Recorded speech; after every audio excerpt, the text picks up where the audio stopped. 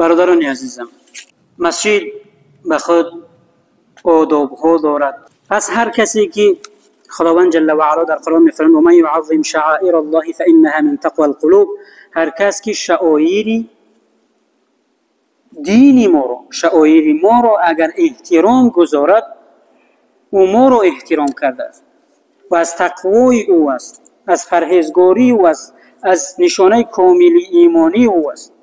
پس وقتی که به مسجد می آید، لباس های کوتاهی که پشت انسان در وقت سجده و در وقت رکوع میتابد نپوشید.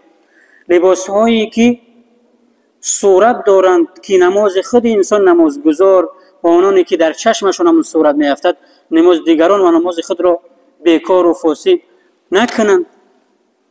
از اجر و پاداش خود بعد از این قدر زحمت ها کم نکنند. خواهش زیاد. و یکی از سنت های روز جمعه هم این است که انسان بهترین لباسش را بپوشد، بهترین عطرش را بزند، با بهترین اخلاق، با بهترین آداب در خانه خداوند جل و علا با تعظیم و با خاکساری بشیند، خداوند جل و علا را طلب و امید کند که خداوند جل و علا او در دنیا و آخرت کامیاب و موفق گرداند.